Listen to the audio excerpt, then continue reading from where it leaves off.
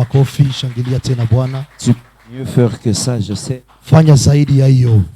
Acclame. Shangilia Bwana, shangilia Bwana, shangilia. Ne t'arrête pas, ne t'arrête pas. C'est pas pourquoi mon ami le clavériste est parti. Sijui kwa sababu gani mpinga zenze alienda. Mais j'aime beaucoup travailler avec la musique. Napenda nitumike na wapiga zenze sana. Alléluia. Amen. Alors, un dernier exercice, c'est promis. Sasa mazoezi ya mwisho. Est-ce qu'on peut être debout? Nous allons lire la parole de Dieu, s'il vous plaît. Tutaenda kusimama ili tupate kusoma neno la Bwana. Actes des apôtres, Matendo ya mitume, chapitre 2. Matendo ya mitume sura yake ya pili. Actes des apôtres, chapitre 2. Matendo ya mitume sura yake ya pili. Je vais commencer au verset 13. Je vais commencer au verset 13. Nitanzia kwa shairi ya 13. Je vais lire au nom de Jésus. Nitasoma katika jina la Yesu Kristo. De Jésus. Nasema nitasoma katika jina la Yesu. D'autres se moquaient en disant, ils sont pleins de vin doux. Alors Pierre se présenta avec les 11, éleva la voix et leur parla en ces termes. Hommes juifs, et vous tous qui séjournez à Jérusalem, sachez ceci et prêtez l'oreille à mes paroles. Ces gens ne sont pas ivres, comme vous le supposez, car c'est la 3e heure du jour. Mais c'est ici ce qui avait été dit par le prophète Joël. Dans le dernier jour, dit Dieu, je répandrai de mon esprit sur toute chair. Vos fils et vos filles prophétiseront. Vos jeunes gens auront des visions. Vos vieillards auront des songes. Il dit oui, sur mes serviteurs et sur mes servantes, dans ces jours-là, je répondrai de mon esprit et ils prophétiseront. Nous acclamons pour la parole de Dieu. Pendant que nous reprenons nos places. Alors ma voix n'est pas très je peux juste m'augmenter le volume comme ça. Alléluia. Amen. C'est un grand privilège encore ce soir d'être là et de participer à ce grand travail que le Seigneur a fait en ces lieux.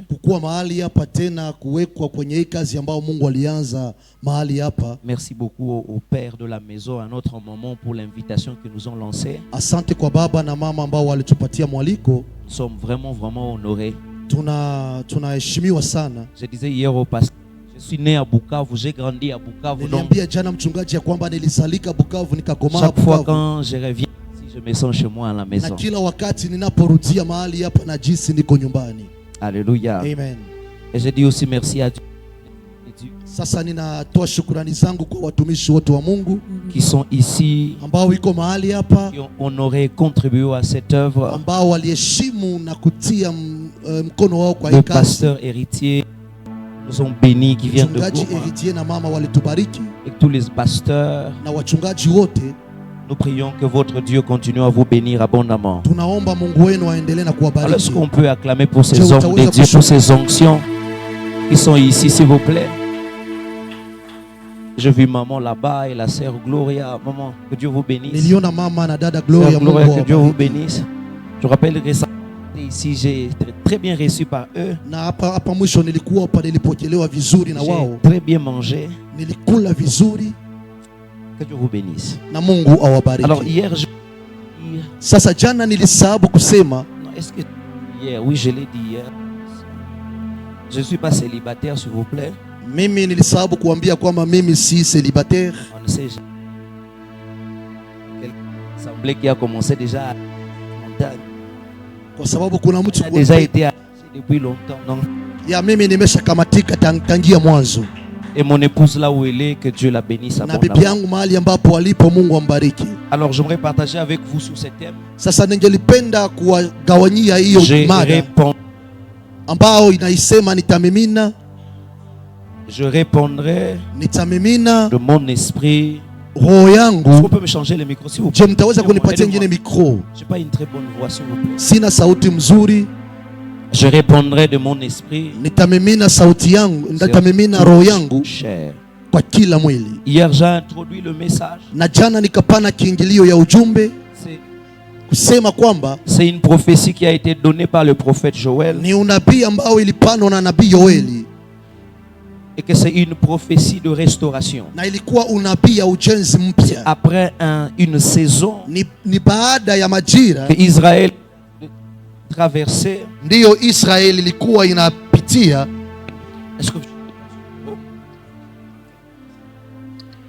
Que Israël était ah là voilà frère, tu vois. Alléluia. Amen.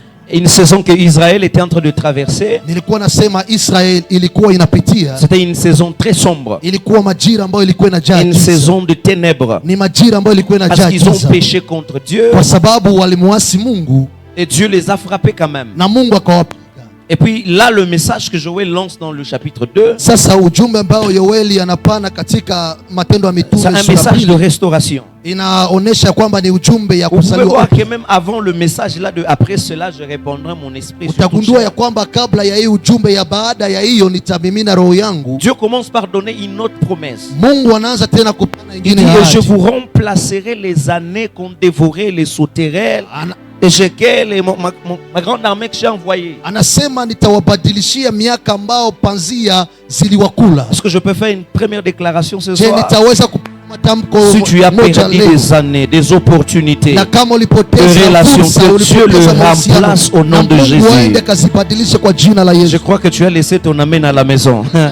Je disais que le Dieu de la restauration restaure tout ce que tu as perdu. Des années perdues, des relations perdues, des opportunités perdues, l'onction perdue. Tu ne vas pas donner un amen bien. Ainsi j'avais un problème avec ces textes. Parce que la question que je posais à Dieu, Seigneur, comment une année peut être remplacée ou restaurée? Parce que lorsque 2022 est passé, 2022 ne reviendra plus jamais. Lorsque 2023 est passé, il ne reviendra plus jamais. Mais Dieu dit je veux vous remplacer les années. Première de choses, tu dois savoir que Dieu est le maître de temps et des circonstances. Il peut manipuler le temps. Deuxièmement, il m'a dit de vous dire ceci. Une année n'est pas que 2 mois. Une année peut symboliser une saison. Peut-être les opportunités que j'avais placées en 2023 que tu n'as pas vécu, je suis capable de les ramener en 2024. Ainsi tu es en train de vivre 2023 dans 2000. Je ne sais pas si tu as compris ce que je dis. Ce que j'essaie de dire est celle-ci. Le temps qu'on passe avec Dieu n'est pas un temps perdu, mais un temps qu'on est en train d'investir. Ainsi je fais la deuxième déclaration. Que Dieu te ramène les opportunités perdues. Que Dieu ramène les saisons perdues. Est-ce que tu as dit amen? Ainsi Dieu donne une autre promesse. Je répondrai de mon esprit sur tout. Hier je parlais de ce que ce message nous enseignait. Ça nous enseignait sur la miséricorde. La deuxième des choses que ce message nous enseigne, c'est que autant que Dieu est éternel, sa fidélité aussi est éternelle. Aussi longtemps que Dieu ne change pas, aussi sa fidélité ne change pas. Cette promesse est venue se réaliser plusieurs années après. Quand vous lisez l'histoire de la Bible, cette promesse de Joël s'est accomplie plus de 2000 années après. Parce que la promesse se réalise dans Actes chapitre 2.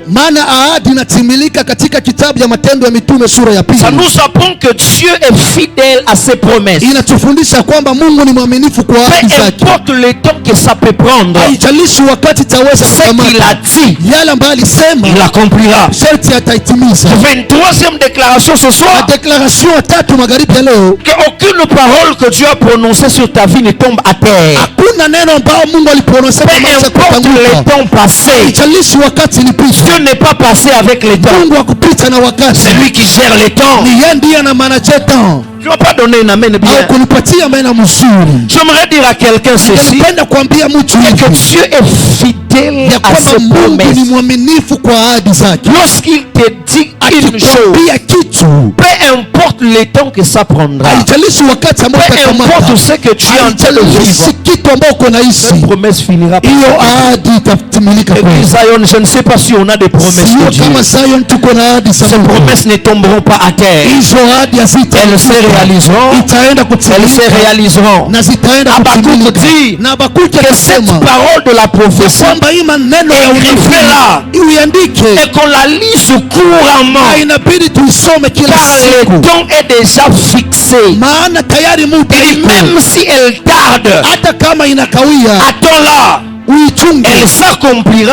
itaenda Et kutimilika s'accomplira na certainement. itaenda kweli kweli La Bible kutimilika. dit elle ne mentira Biblia pas. inasema hata Nombre 23 dit kitabu il cha n'est pas un homme pour mentir, si mwanadamu ili aseme c'est un uongo, fils de l'homme wala mwana wa Adamu pour se repentir. ili yabatilike. J'aimerais parler à ces personnes qui ont les promesses de Dieu. Pia wale watu ambao wana ahadi Dieu za Mungu. t'amène maintenant dans la saison de Na Mungu l'accomplissement. akupeleke katika Je majira ya ne sais pas si ça utimilifu. t'est déjà arrivé Sijui à kama toi. imesha kukufikia Dieu wewe. t'a dit, ah, Mahali ambapo Mungu mais ce que tu es en train de vivre, c'est lakini paix. uko naishi ni Laisse-moi te dire acha nikwambie que Dieu reste fidèle à ya ses kwamba promesses. Mungu anabakia mwaminifu kwa ahadi zake. Écoutez, vous voyez le problème avec les gens, Mnaona shida na watu, c'est le problème que j'ai avec les théologiens. ni shida ambayo niko nao na Lorsqu'on est wanateolojia. en train d'étudier par rapport à la parole de Dieu, Wakati tuko tunasoma maneno ya Mungu, parce que la parole de Dieu a plusieurs formes. maana maneno ya Mungu ina forme za La mingi parole de sana. Dieu peut prendre la forme d'un décret, Maneno ya Mungu itaweza kamata forme ya un dekret, décret royal. penginepo dekret Un ya décret, je ufalme. vais rapidement parce que c'est pas mon message. Un décret, c'est une parole prononcée qui provoque des changements. Ni kusema dekret ni maneno ambayo inatamkwa ili ilete C'est cette mabadiliko. dimension que Dieu utilise dans Genèse chapitre 1er, le verset 1er. Ni kiwango ambao Mungu anatumikisha kitabu cha Lorsque Mwanzo Dieu moja dit que la moja. lumière soit, la lumière Wakati fut. Mungu anasema nuru iwe na nuru ikawa. La parole de Dieu peut prendre une deuxième forme. Maneno ya Mungu itaweza Ça peut kukamata alama prendre la pili. forme d'une personne. Itaweza kukamata alama C'est ya mtu. la parole Ni personnifiée. kusema ni maneno ya On est en train de mtu. parler de Jésus-Christ. Wakati biko banasema Yesu Quand Kristo, vous lisez Jean chapitre 1er, le verset unaposema 1er, kitabu ya Yohana il dit, moja au moja, commencement était la wanasema parole. hapo mwanzo ilikuwa La parole neno, était avec na Dieu. neno ilikuwa pamoja La na parole Mungu, était Dieu. na maneno ilikuwa na La deuxième Mungu. forme de la parole de Dieu. Ni kusema hii, Mais la troisième forme, lakini ya tatu c'est ce qui m'intéresse ici. ni yale ambayo La tutaenda parole de kusisikia. Dieu Maneno ya Mungu peut prendre la forme d'un message personnel. itaweza kukamata chapa ya kibinafsi, Et la parole de Dieu comme message na personnel, maneno ya Mungu sawa vile ujumbe venir dans kibinafsi deux formes. itakuja kuweka La première forme, c'est ce qu'on appelle la parole écrite. hali ya kwanza ni maneno yameandikwa, La Bible. ni Biblia. C'est-à-dire, lorsque je lis la Bible, Kusema ninaposoma c'est comme un Biblia message que Dieu m'adresse ni sawa vile personnellement. ujumbe ambao Mungu Je ananipatia. ne lis pas la Bible pour prêcher aux autres. Sisome Biblia ili nipate Je lis la kuhubiri. Bible comme un message d'un Nasoma amoureux qui Biblia a écrit à sawa son amoureux. vile ujumbe ya mpenzi ambaye aliandikiwa mpenzi wake. Mais la deuxième forme de la parole de Dieu comme message Na personnel, chapa ya pili maneno ya Mungu sawa vile c'est ce ujumbe qu'on kibinafsi. appelle les oracles. Ni yale ambao wanaita La miujiza, prophétie. unabii. Lorsqu'une prophétie t'est donnée, Wakati unabii un natoka oracle est libéré, na miujiza c'est le inatoka, message de Dieu envers ni toi. ujumbe ya Mungu kwako. Maintenant, regarde ce que les théologiens ont dit. Sasa angalia nini Lorsqu'une wanasema. prophétie est libérée, Wakati unabii natoka, ce n'est pas la parole de Dieu dans haiko l'exactitude. maneno ya Mungu. Pourquoi ils ont dit ça? Kwa sababu gani walisema Ils ont hivi? dit parce que Kwa sababu elle est sortie dans la bouche ilitoka kwa kinywa de l'homme. ya mwanadamu, Et l'homme étant imparfait, na mwanadamu jinsi il atimilike, peut corrompre jinsi cette parole. akamiliki, ataweza kutia ufisadi katika C'est maneno. comme ça qu'ils ont dit que la prophétie n'est pas une parole de Dieu à Hivyo 100%, ndivyo walisema ya kwamba unabii sio maneno ya Mungu, parce qu'elle sort de la bouche d'un homme kwa sababu imparfait. inatoka katika kinywa ya Mais mwanadamu. moi, je vais les répondre ce soir Lakini acha niwajibie en leur disant, kuambia, c'est vrai peut-être que je suis imparfait, penginepo mimi mais sitimilike, toute grâce excellente, lakini kila mais neema tout nzuri, parfait kila vient d'en haut kutoka kwa du Mungu, Père de kwa lumière, Mungu en qui il n'y a ni changement ni ombre de ndani variation. yake hakuna Je mabadiliko. suis un homme imparfait, Mimi niko mwanadamu mais qui si porte kamilifu, une grâce lakini parfaite. napeleka neema ambayo iliyokuwa kamilifu. Je suis un homme imparfait, Mimi ni mwanadamu mais si qui porte une grâce excellente. lakini napeleka Ainsi, lorsque je libère les oracles, wakati natosha maneno. ne me regardez pas moi. Hapana kuniangalia Je ne suis mimi. pas responsable de ce que je Mimi dis. sina jukumu ya vitu C'est celui qui kusema. m'a envoyé. Ni yule ambaye alinituma. Ainsi, la prophétie, la promesse est 100% la parole de Dieu. Je te cite Exode chapitre 18. Je susciterai un prophète au milieu d'eux. Je mettrai mes paroles dans sa bouche. Je suis imparfait, mais la parole de Dieu dans ma bouche porte le même pouvoir que la parole de Dieu dans sa bouche. Ainsi, si tu avais reçu une prophétie, un oracle qui t'a annoncé ton avenir, je voudrais t'assurer que Dieu va l'accomplir et l'accomplira certainement. Tu vas me donner un amen bien. Alors laisse-moi prophétiser ce soir. Je libère sur toi la grâce d'une nouvelle saison. Je vois les gens qui ont compris. Je viens déclarer une saison de l'accomplissement de promesses. Je suis venu inaugurer une saison, pas de l'ainsi dit l'Éternel, mais de l'ainsi a fait l'Éternel. Parce que c'est que Dieu annonce avec sa bouche, il accomplit avec son main. Je me donne un amen militaire. Cette grâce attache à toi. Ton amen à toi n'est pas bon. Touche les voisins et dis-lui, Dieu est fidèle. J'aimerais que tu puisses lui dire, Dieu est fidèle. Et sa renommée est accrue à cause de l'accomplissement de ces heures. Dieu a une réputation à préserver. Il ne laissera pas tomber à terre ses paroles. Et si la prophétie de Joël nous enseigne, peu importe le temps que ça prendra, ça arrivera.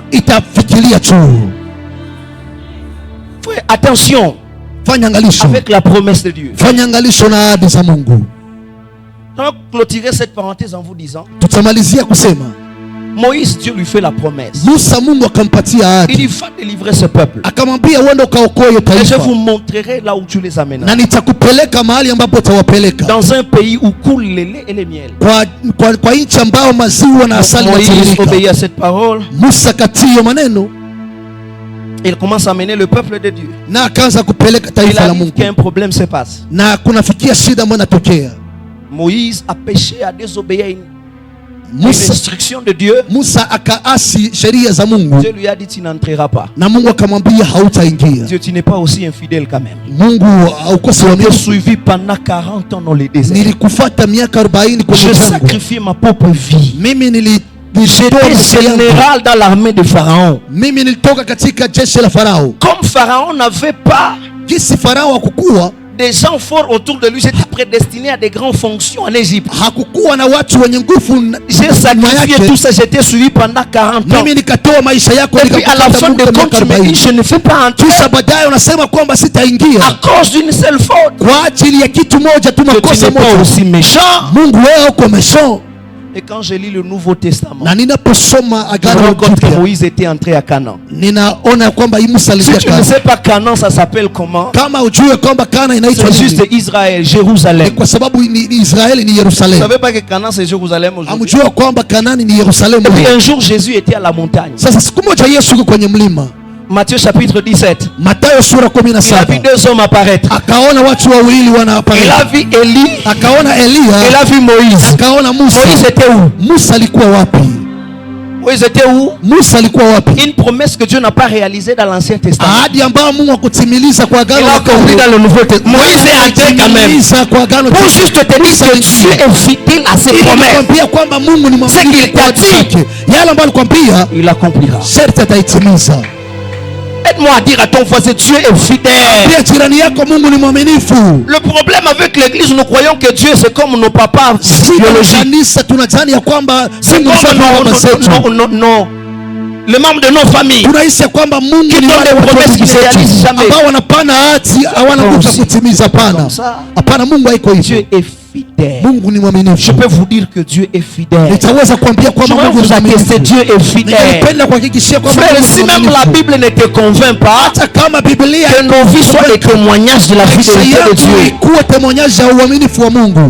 Si même la Bible ne te convainc pas, kama Biblia ikuconvaincre, faut prendre ta photo d'il y a 10 ans. inabidi ukamata picha yako. Regarde, angalia, tu vas voir que tu es fidèle. Si même les Écritures ne te convainquent pas, va visiter les amis avec qui vous avez étudié. Tu vas te rendre compte que tu es fidèle. Aide-moi à dire à ton voisin, tu es fidèle. Tu es fidèle.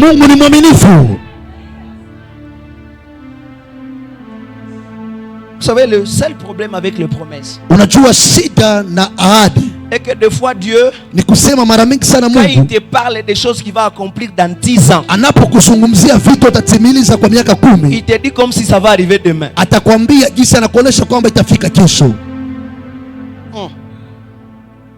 C'est ça le problème avec les promesses. Ainsi, si tu ne si tu es Abraham, tu vas croire que Isaac viendra après une année. C'est que tu ne sais pas que tu vas passer par une école de plus de 20 ans. Si tu n'es pas persévérant, tu risques d'abandonner. Ainsi, je te donne une dernière vérité pour clore cette parenthèse. Lorsque Dieu te donne une promesse, ça ne veut pas dire qu'il va accomplir cette promesse. Ça veut dire qu'il a déjà fait ce qu'il t'a promis. Dieu ne te promet pas pour faire. Il fait pour te promettre. Quand Dieu dit que le salut arrivera sur la terre, il a déjà sacrifié Jésus avant la fondation du monde. Dieu, c'est comme un émetteur en scène qui est en train de regarder le film qu'il a tourné lui-même. Ainsi, ta vie n'est pas une surprise devant sa face. C'est une répétition des plans qu'il a déjà accomplis. Je vais te le prouver. Dieu donne une promesse à Abraham. Et puis il dit Abraham, Genèse chapitre 12. Je rendrai ton nom grand. Je ferai ceci. Après il sort. Après quelques années, il apparaît encore à Abraham et il dit, Abraham, marche devant ma face et sois intègre. Tu n'as pas compris ce que j'ai dit. Dieu, je ne connais pas le chemin. C'est toi qui me conduis. Comment tu me dis de marcher devant ta face? Est-ce que ce n'est pas le contraire? Normalement c'est toi qui dois être devant moi et moi je suis derrière toi. Parce que les brebis entendent la voix du berger et mais comment tu me dis marche devant ma face? C'est parce que tu n'as pas bien compris ce passage. Ça veut dire que Dieu, Abraham vient de deux directions différentes. Ça veut dire que Dieu, de quelque part, Abraham aussi vient de quelque part. Si Abraham, là où il va, c'est vers sa destinée. Là où Dieu est en train de venir, c'est vers la destinée là où Abraham est en train d'aller. Ça veut dire d'Abraham, c'est le passé de Dieu. Ainsi Dieu dit à Abraham, je viens de ton futur. La clé de ta réussite, c'est l'intégrité. Il y a maintenant marche devant ma face et sois intègre. Ce que j'essaie de te dire, c'est quoi? C'est que Dieu t'a promis existe déjà. Si Dieu t'a promis un mariage heureux, il a déjà planifié depuis longtemps. Je vais exagérer en te disant, même si ce que Dieu t'a promis n'existe pas, il va le créer pour toi. Est-ce que tu as compris ce que je dis? Dieu est fidèle à ses promesses. Ainsi, il a promis qu'il va répandre le Saint-Esprit. Actes des Apôtres chapitre 2, cette promesse se réalise. Ils étaient ensemble dans une chambre. La Bible dit qu'ils étaient assis. tout à coup vint du ciel un vent impétueux. Na ghafla tu katokea mbinguni hewa moja ambayo Le isiyojulikana, Saint-Esprit descendant. na Roho akashuka juu yao. Oh, je demande à Dieu de Mimi faire cette chose-là naambia ici. Mungu afanye hiyo kitu Puisse mahali hapa. répandre son esprit ici dans cette Amimine roho yake mahali hapa kwenye mkutano huu, qu'il puisse répandre le Saint-Esprit. na amimine roho yake. Frères et sœurs, Ndugu zangu, et c'est là qu'est née l'église primitive. na ni mahali hapo ndipo kulizalika kanisa ya mwanzo. Les plus grands problèmes de l'église Na aujourd'hui, shida kubwa sana ya kanisa leo c'est parce que je l'ai dit hier, ni kwa sababu nilisema jana, parce qu'on ne connaît pas qui est le Saint-Esprit. hatujue ni nani Roho Mtakatifu. Si nous connaissions qui était le Saint-Esprit, Ingawapo tulikuwa tunajua Roho Mtakatifu ni nani, l'église ne serait pas ce qu'elle est aujourd'hui. kanisa haingekuwa kitu ambayo iko Si leo. nous avons connu qui était le Saint-Esprit, Kama tulikuwa tunajua Roho Mtakatifu alikuwa nani, la vie chrétienne ne serait pas ce qu'elle est. maisha ya Kikristo haingekuwa jinsi ilivyo Je leo. vous dis la vérité. Mimi ninawaambia C'est ukweli, dans notre siècle où on croit ni katika karna yetu ndio tunaamini être chrétien, ya kwamba kukuwa Mkristo c'est un appel à la médiocrité. ni kuitwa kwa umasikini. C'est dans notre siècle qu'on croit Ni kwa karna yetu ndio être tunaamini ya kwamba prédicateur, kukuwa mhubiri c'est être mendiant des offrandes. ni kulomba sadaka. C'est dans notre siècle qu'on Ni croit katika karna yetu qu'on va à l'église tunaamini ya kwamba parce kwenda que simplement on kanisani a des problèmes. kwa sababu tuna shida. Frères et sœurs, Ndugu zangu, nos pères baba zetu qui ont inauguré l'église primitive, ambapo walienda katika ils kanisa ont marché mwanzo dans une gloire extraordinaire. walitembea kwa hali ya utukufu Ils ont usiokuwa wa poussé kawaida. des continents. Nao walipuste Ils makosa, ont poussé des pays. nao walitikisa mainchi, Ils ont mis à terre des rois. nao walitia chini Ils ont wafalme, bouleversé des systèmes walibadilisha pas à vitu cause de leur diplôme, kwa sababu ya akili pas à zao, cause de leur art kwa oratoire, sababu ya mais kusema, parce qu'ils avaient quelque chose. sababu walikuwa na roho, L'Esprit de Dieu roho ya Bwana reposait sur eux. kuwa inapana juu yao. Le Saint-Esprit Roho ya Bwana était leur force. ilikuwa nguvu zao, Le Saint-Esprit roho ya était Mungu leur arme secrète. ilikuwa Le Saint-Esprit Roho Mtakatifu était le pouvoir qu'ils ilikuwa avaient uwezo ambao walikuwa pour nao impacter des générations. ili wapate kubadilisha Frères et sœurs, mageneration. Je l'ai dit hier, Ndugu zangu, nous nilisema devons nous poser cette question. inabidi tujiswali Qu'est-ce kitu. qui s'est passé au milieu là Ni nini ambayo qui ilipitikana a fait katikati yao qu'aujourd'hui, ambapo walifanya sisi leo on ne voit plus les résultats que nos pères ont vécu. hatuone maresulta ambayo babu zetu waliona. Le Saint-Esprit n'a pas changé, il est le même. Roho Mtakatifu hakubadilika, Qu'est-ce qui alibakia s'est ule. passé là au Nini milieu? ambayo ilipitikana katikati huko? Qu'est-ce qui s'est passé? Nini ambayo ilipitikana huko? On a dû faire quelque chose. Na tuliona kitu, Ou soit on a arrêté de faire quelque chose tuliacha kufanya kitu fulani qui provoquait le mouvement de l'Esprit. ambao ilikuwa inamuita Roho Mtakatifu. Et je vous ai dit la vérité, Na niliwaambia kweli que le problème, ya kwamba shida les plus grands problèmes kubwa qui a sana provoqué ambayo ilileta, ces mouvements ici, ambayo ilisababisha on hivi a vitu l'impression leo, que l'Esprit a disparu à l'église. tunahisi ya kwamba roho Le premier imetoweka. problème que j'ai cité hier, Shida ya kwanza ambayo nilionyesha jana c'était le problème de Actes des Apôtres chapitre 16. ilikuwa Matendo ya Mitume sura C'est lorsque 16. Paul rencontre les disciples de Jean. Ni wakati Paulo anakutanana na wanafunzi wa Yohana, anawaambia, Est-ce que vous avez reçu le Saint-Esprit? je, mulipokea Roho Mtakatifu? Écoutez les réponses. Sikiliza On jibu n'a yao. jamais entendu parler d'un Saint-Esprit. Hatujawahi kusikiliza wanasema Roho Mtakatifu. Donc le Saint-Esprit était Ni disponible, kusema Roho Mtakatifu mais parce alikuwa, qu'il n'y avait personne lakini kwa qui sababu pouvait leur présenter le Saint-Esprit. angeweza kuwaonesha Roho Ils n'ont pas Mtakatifu expérimenté ça. nao kuexperimenter. Le problème Shida est qu'on a manqué des gens, ni kusema des tulikosa watu prédicateurs wahubiri qui nous ont parlé du Saint-Esprit. ambao walikosa kutuambia juu ya Roho Mtakatifu. Tout ce qu'ils font aujourd'hui, Yote ambao iko c'est de nous leo parler de leur veste, ni kutuambia juu ya nous parler de leur voyage en Europe, kutuambia juu ya nous safari parler de leur zao, maison. kutuambia juu ya Chers prédicateurs, écoutez-moi. Vos maisons ne sauveront personne. zenu hazitaokoa Vos mtu. comptes Facebook ne sauveront Zenu personne. za Facebook hazitaokoa Vos mtu. popularités ne sauveront personne. Zenu hazitaokoa mtu. Les prix de vos chaussures ne sauveront personne. Bei ya viatu vyenu Présentez-nous l'Esprit de Dieu tuoneshe Roho et les Mtakatifu. miracles reviendront à l'église. Jésus atarudia Savez ce kanisani. que Philippe a dit à Jésus? Filipo Il a aliambia dit, Jésus, ya kwamba Yesu, montre-nous les pères tuoneshe Baba, et cela nous suffit. Chers prédicateurs, hiyo alipojikata présentez-nous le tuoneshe Saint-Esprit Roho Mtakatifu.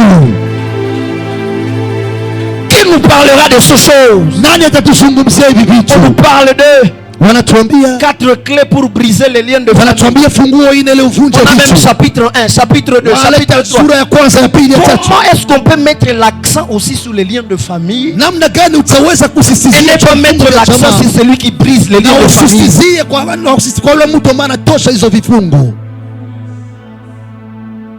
Écoutez-moi. Ndugu zangu mnisikilize. Le problème de l'église, shida ya c'est kanisa, qu'on a parlé de moins en moins du Saint-Esprit. ni kusema hawakuzungumzia sana Roho On a Mtakatifu, parlé de plus en plus de autre chose. na walisema zaidi sana ya vitu vingine. Lisez l'histoire de l'église. Musome historia ya Vous allez kanisa, vous rendre compte mtagundua ya que kwamba ce qui a amené la division de plusieurs églises yale ambayo ligawanyisha et plusieurs kanisa communautés, na ikagawanyisha c'est makomuniti sur ce point ici, ni kwa hiyo nukta, le Saint-Esprit. Roho Mtakatifu. Certains disaient c'est comme ça, Wengi walisema les hivyo, autres disaient c'est comme wengine ça. wakasema ni Pendant qu'ils hivi. se disputaient entre Wakati eux hao walikuwa wakibishana sur des points de passage, de kwa pratique, nukta ya ils ne savaient mapasaji, pas qu'ils étaient en train de frustrer l'Esprit de Dieu. hawakuwa wanajua kwamba walikuwa wanafrustrer Roho Mtakatifu. Frères et sœurs, Ndugu zangu, je suis un étudiant de la Bible. mimi niko mwanafunzi wa Je Biblia, connais les doctrines et j'ai étudié les doctrines. mimi najua doktrine Je nilizisoma, vous dis la vérité. lakini nawaambia, Je vous dis la vérité. Je vous dis la vérité. ninawaambia, Lorsque wakati nous devenons nous maîtres tunageuka sisi et que ce waongozi n'est plus le Saint-Esprit, na hatuongozwe na Roho, bitu binaribikaka. les choses se détruisent. Tout ce qu'ils ont réussi à faire, Yale yote ambao c'est de walifanya décider sur ce qui était bon ni kuamua yale ambayo et ce yalikuwa qui était mema mauvais. na yale ambayo yalikuwa Ils n'ont mabaya. pas eu le temps de demander à l'Esprit de Dieu qu'est-ce que tu en dis. Ya kuuliza Roho Mtakatifu unasema nini? Si on pouvait lui poser la question qu'est-ce qu'il dit, Kama wangetuuliza nini ambao on n'aurait pas wanasema, tous ces problèmes. hatungekuwa na hizo shida. Mais je suis en train de chercher Niko natafuta, ce genre de personnes niko natafuta hao qui watu seront prêts à tout perdre, ambao watakuwa tayari mais kupoteza d'obéir à yote, Dieu. lakini kutii Mungu, Ils seront prêts ambao watakuwa à tayari frustrer certaines organisations, kufrustrer zingine mais démontrer la organisations, puissance de Dieu. kuonesha umtendaji wa Je ne vais Mungu. pas vous mentir. Mimi sitawadanganya. Nos pères de l'église primitive ont perdu leur vie à cause de ça. Ils ont accepté de défendre leur foi, walitika kudefendre peu importe les prix qu'ils ont payés. lishi gharama ambao walilipa. J'aimerais vous choquer. Ningelipenda kuwauliza, Lorsque Jésus dit aux disciples, wakati Yesu anaambia vous wanafunzi, recevrez une puissance mtapokea uwezo et vous serez mes témoins. na nyinyi mtakuwa Vous savez quel est mashuhuda. le mot grec utilisé parlant du témoin? Unajua hiyo maneno ya Kigiriki ambayo En grec, c'est yanakabishwa marturos. ya itemwe nasema Ça maturos, veut dire martyr. ni kusema kwamba martir. Jésus en train de leur dire, Yesu iko anawaambia vous recevrez la puissance du Saint-Esprit mtapokea uwezo wa Roho et vous serez Mtakatifu mes martyrs. na mtakuwa martiri zangu, mtakufa juu yangu. Tu vois le problème avec toi? Unaona shida na Tu wewe as cru que la vie chrétienne était une vie de jus et de pommes, ni kusema kwamba ulisikia kwamba maisha ya Kikristo ni maisha mazuri, iPhone, de BMW.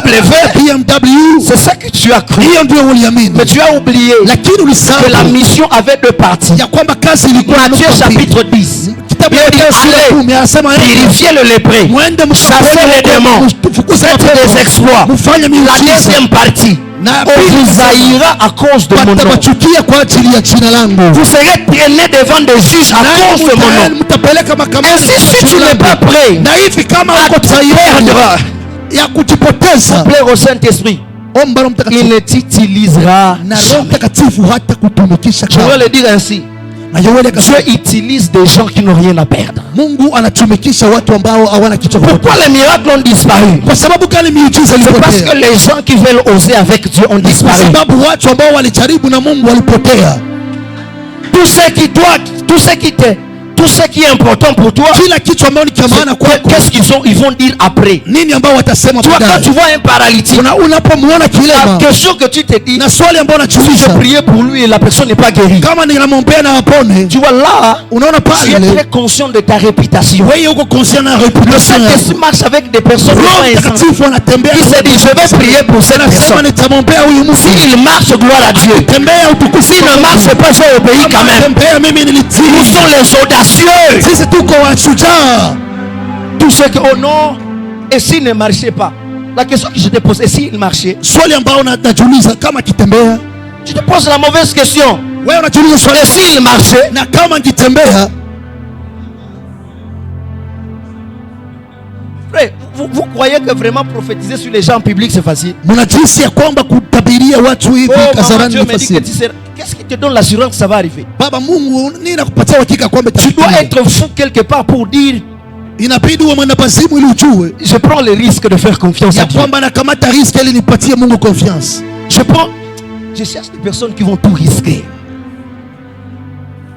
C'est ça qui est en train de nous compliquer. Nous voyons des débats à la télé. Les musulmans et les chrétiens commencent à discuter. Est-ce que Jésus est Dieu? Est-ce qu'il était Dieu? Les choses spirituelles on ne discute pas, on les démontre.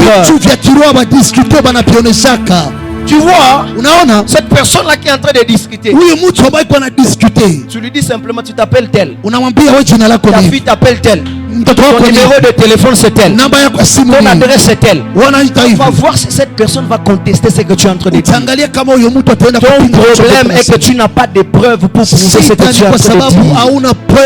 Est-ce que tu peux risquer avec Dieu? Qui nous parlera du surnaturel encore à l'église? Aïe, j'étais en train de lire une histoire ce matin, ça m'a fait mal. Est-ce que vous connaissez l'origine de l'hôpital? Vous n'avez jamais lu l'histoire? L'hôpital n'a jamais été une maison où on traite des malades par des médecins. Ceux qui ont fondé l'hôpital, c'était des religieux. On appelait ça Doomsday. C'était des maisons où on accueillait les malades et les démunis. On les guérissait grâce à la prière. Tu ne savais pas? C'est là où est venu le mot charité, hospitalité. C'est là. Vous savez qu'est-ce qui s'est passé? Il commençait à avoir de moins en moins de guérisons surnaturelles dans les hôpitaux. C'est comme ça que Napoléon a demandé aux spécialistes en médecine de commencer à aller là-bas. Mais à l'origine, ça n'a jamais été comme ça. L'Église croyait que les malades peuvent venir chez nous, on prie pour eux, ils sont guéris à la maison. Donc les premiers médecins de l'histoire, c'était des pasteurs, des prophètes, des apôtres. Pourquoi aujourd'hui on n'a plus de guérison à l'église? Le Saint-Esprit n'est plus là. Frères et sœurs, qui nous parlera du Saint-Esprit? C'est qui le Saint-Esprit? J'aimerais donner quelques descriptions de l'Ancien Testament et du Nouveau Testament rapidement. Le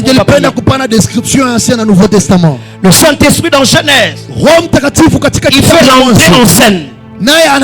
L'Ancien Testament ne l'a pas bien décrit, c'est le Nouveau Testament. C'est le souffle de Dieu. C'est le Ruach Elohim. C'est celui qui a donné à Adam la vie. Quand Dieu a créé Adam, Adam était n'était qu'un corps. Pour que Adam devienne une âme vivante, il a fallu que Dieu souffle.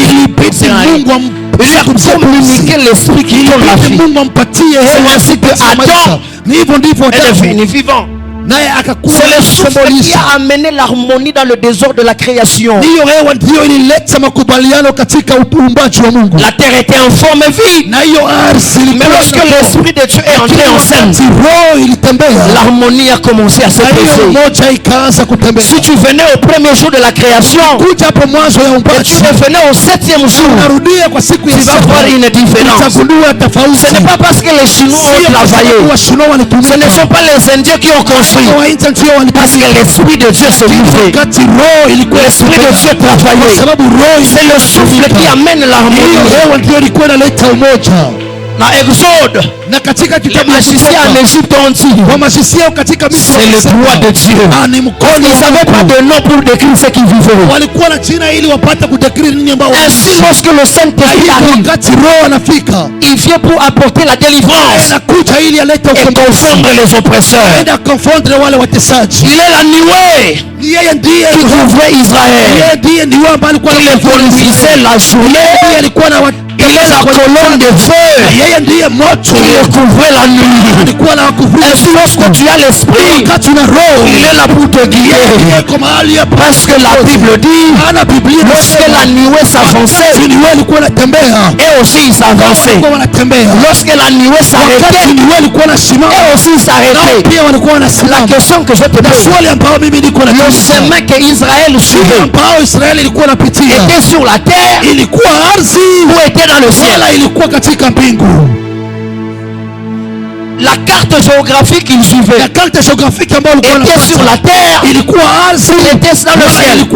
Parce que la nuée était dans le ciel. Lorsque la nuée pousse, et aussi il pousse.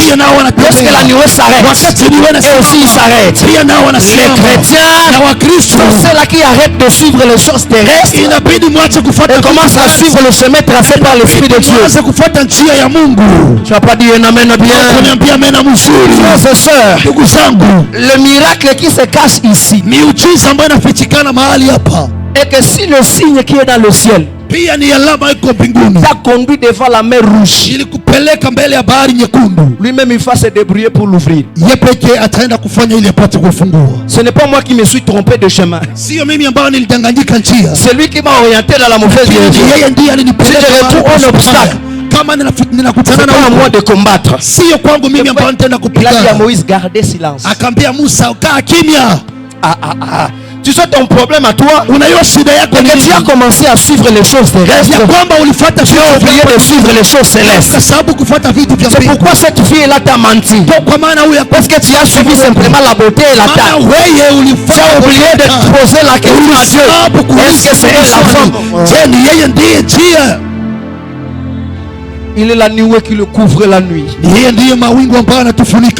Lévitique, il est l'onction sacerdotale. Le pouvoir surnaturel d'exercer le sacerdoce. Ainsi, ce que Aaron fait, ce n'est pas par ses propres forces. Il a reçu un mandat. J'aimerais vous choquer ce soir en vous disant, vous savez que Dieu a été incapable de tuer Aaron? Vous savez pas? Je vous explique.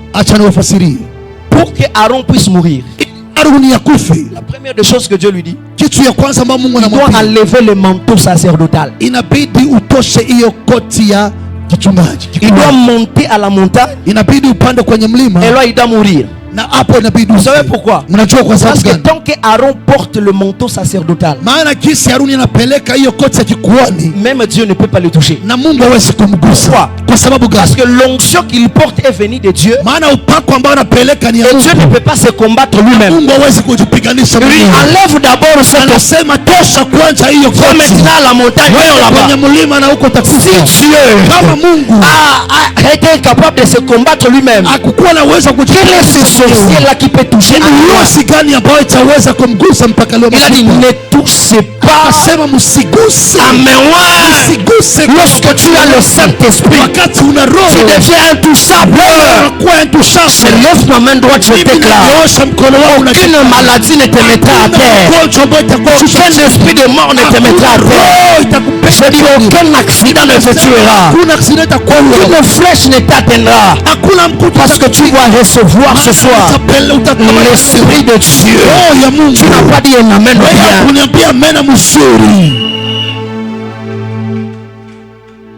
Il est la sagesse que Josué avait pour continuer là où Moïse s'est arrêté. Il est la force de Gédéon, le pouvoir de Samson. Le pouvoir de Samson n'a jamais été dans ses cheveux. Jamais. Pourquoi? Parce que Samson a arrêté de fonctionner avec pouvoir. Quand la Bible a cité ces mots, ceux qui ne savaient pas que l'Esprit de Dieu s'était éloigné de lui. Ainsi ses cheveux étaient simplement un signe d'alliance avec Dieu. Nywele yake ilikuwa alama ya agano pamoja na Mungu. Lorsque l'alliance a été brisée, l'esprit de l'alliance est parti. Wakati agano livunjwa na hiyo roho ya agano ikapotea. Donc le secret de Samson c'était le Saint-Esprit. Siri ya Samson ilikuwa Roho Mtakatifu. Lisez Juge chapitre 14 le dernier Soma verset. kitabu ya Waamuzi sura ya 14. Et l'esprit de l'Éternel commença à l'agiter. Na roho ya Bwana ikaanza kumtika. Donc quand Samson quelque chose venait sur lui, Ni kusema wakati kitu il pouvait soulever même la porte et dire aliweza kunyanyua. ce n'était pas lui, haikuwa yeye. c'était l'esprit de Dieu. Ilikuwa roho ya Mungu. Ce n'est ni par la puissance, Sio kwa uwezo, ni par la force, sio kwa nguvu, c'est par mon esprit, lakini ni kwa roho dit ya l'Éternel. asema Parce que Bwana. lorsque tu es le Saint-Esprit, Wakati una roho, tu peux faire des choses qu'un homme normal ne peut pas faire. utaweza kufanya vitu mtu wa kawaida hawezi kufanya. Le Saint-Esprit, Roho Mtakatifu elle est sûre, yeye elle est sûre qu'on place sur les ordinaires. anapanda juu ya vitu vya kawaida. Elle est sûre Yeye anapanda qu'on juu place sur le naturel. ambao anaweka juu ya Si ça devient surnaturel, na wakati anageuka juu le Saint-Esprit, Roho Mtakatifu elle est extra yeye qu'on anapanda place sur les ordinaires. ambao anatia Si ça devient extraordinaire, inakuja. j'aimerais que Dieu te donne le Saint-Esprit. Napenda kuambia leo Que Dieu ne te donne peut-être pas l'argent, Mungu asikupatie mais qu'il pesa, te donne son esprit. kupatie roho Que Dieu ne te yake. donne pas peut-être Mungu des maisons, asikupatie pengine mais qu'il te donne son esprit. kupatie roho Tu dis yake. amen, tu reçois. Amen na upokee. Dans le Nouveau Testament, Katika Agano Jipya 1 Corinthiens chapitre 3 le verset 7, waraka wa écrit kwanza rapidement. kwa Paulo kwa Korintho anasema hivi. Paul dit, il Paulo appelle anasema l'esprit de Dieu. roho ya Bwana. Dans Romains chapitre 8 le verset 9, Kitabu ya Warumi 8:9 Paul l'appelle encore l'esprit de Christ. Paulo anaita kwamba roho ya Kristo. Hébreux chapitre 9 le verset 14, Ibrania 9:14 l'écrivain l'appelle l'esprit éternel. mwandishi anasema kwamba ni roho C'est ya lui qui milele. donne la vie éternelle. Yeye ndiye anapanda maisha milele. Jean chapitre 16 le verset 13, Kitabu ya Yohana 16:13 Jean l'appelle l'esprit de vérité. Yohana anaita kwamba ni roho ya ukweli. Romains chapitre 8 le verset 2, Kitabu ya Warumi sura ya 8 l'appelle l'esprit de vie. Paulo anaita kwamba ni roho ya 1 uzima. Pierre chapitre 4 le verset 14, Kitabu ya kwanza wa Petro sura ya 4 Pierre l'appelle l'esprit de gloire. Petro anaita kwamba ni roho ya utukufu. Ephésiens chapitre 1 le verset 17, Waefeso 1:17 Paul l'appelle l'esprit de sagesse et de Paulo révélation. anaita kwamba ni roho ya hekima na roho ya ufunuo. Jean chapitre 14 verset Yohana 26, 14:26 Jean l'appelle le consolateur, Yohana anaita kwamba le ni mfariji. paraclétos, Yeye ndiye l'intercesseur, yeye ndiye anatuokoa. l'avocat, Yeye ndiye avocat. Yeye l'assistant. ndiye anatuasiste. Dans Actes des Apôtres 1, 4 à Matendo ya 5, Mitume 1:4 l'écrivain l'appelle l'esprit de la promesse. anasema kwamba ni Celui roho qui ya nous a ahadi. été promis. Yeye ndiye alituahidia. Mando parada sabalak.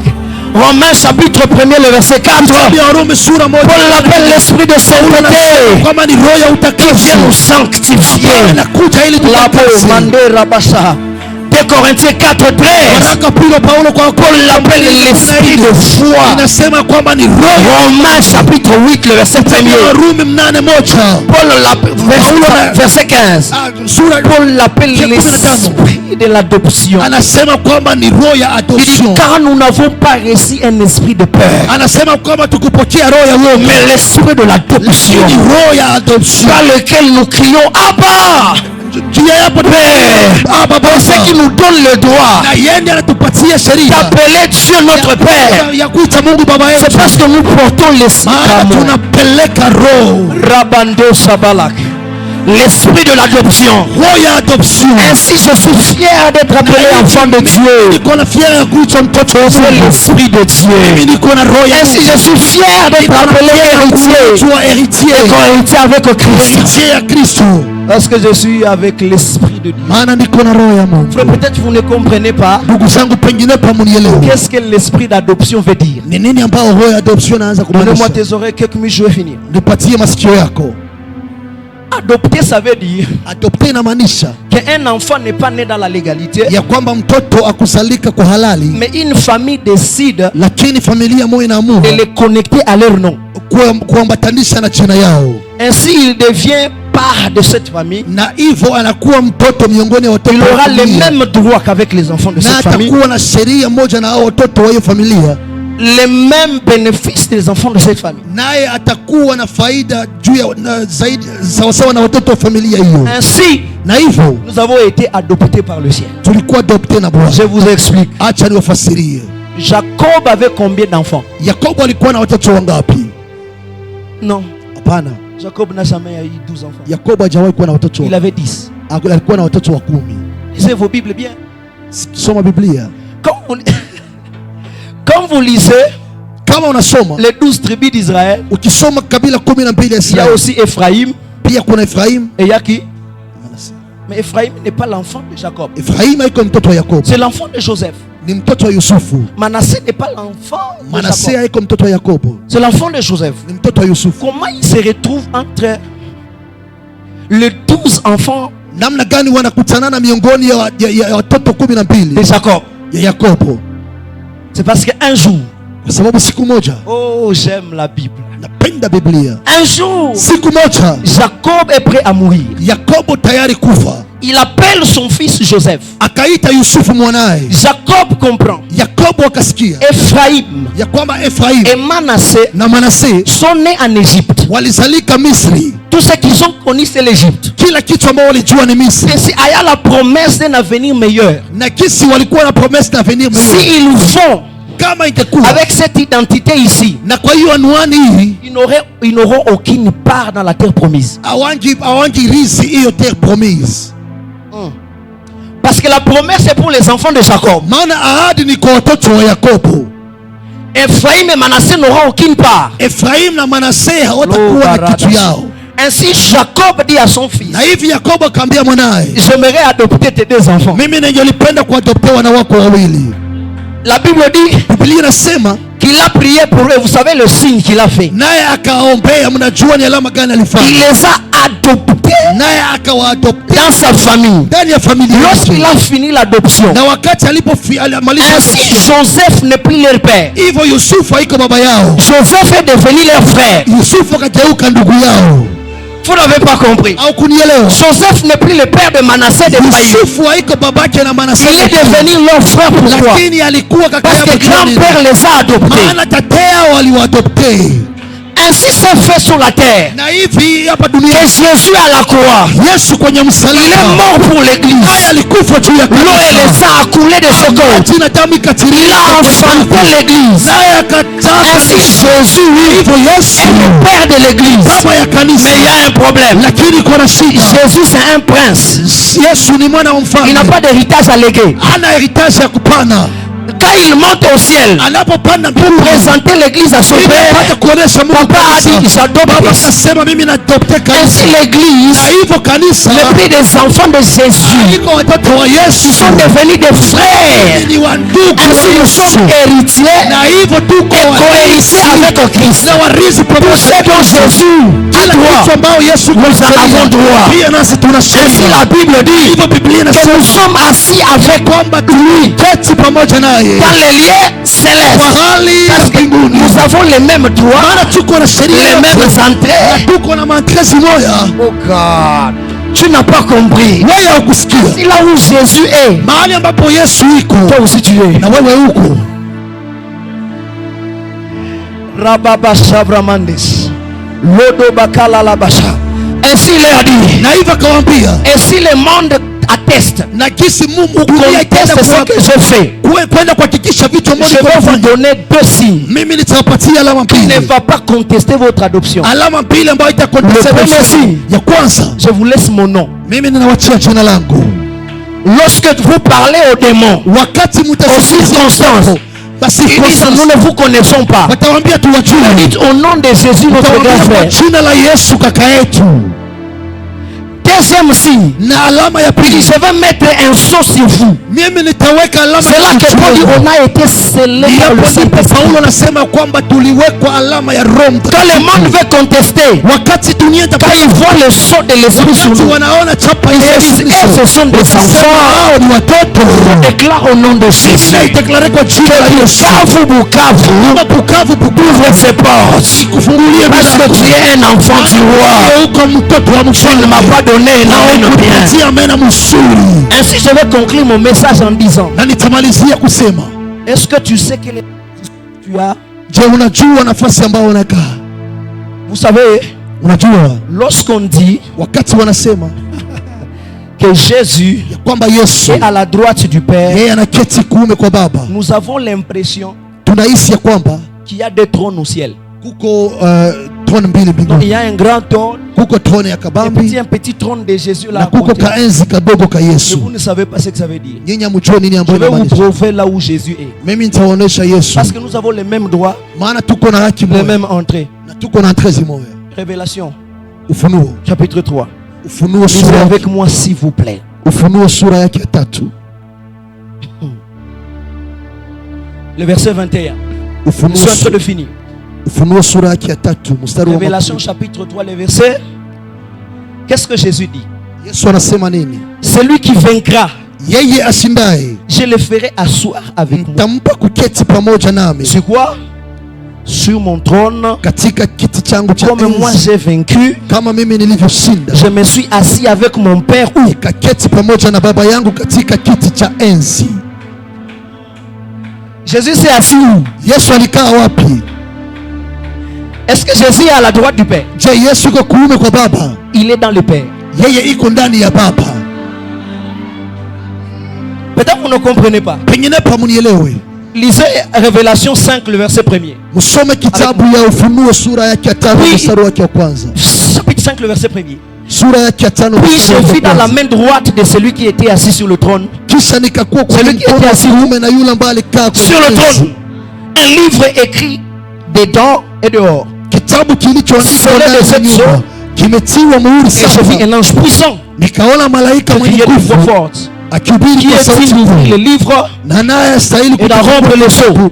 na kuzivunja muhuri saba. Personne dans le ciel, ni sur la terre, ni Wala sous la hakukuwa terre, mtu mbinguni wala juu ya nchi wala chini ya nchi ne peut ouvrir le livre. aliweza kufungua hicho kitabu. Je pleurais Nami nikalia beaucoup en ce que personne ne fut trouvé digne d'ouvrir le livre. sana, kwa kuwa hapakukuwa mtu ambaye alistahili kufungua Verset 5, s'il vous kitabu plaît. L'un des vieillards me dit, wala kukitazama. ne pleure point. Na mmoja wa wale Voici le lion de la tribu de tazama, simba aliye wa kabila la les Yuda, rejetons de jina la Daudi, a vaincu naye pour ouvrir le livre. aliweza ile funguo Et c'est cette chose. na hizo muhuri saba sita yake. J'ai vu Nikaona à la droite, nikaona mon Dieu.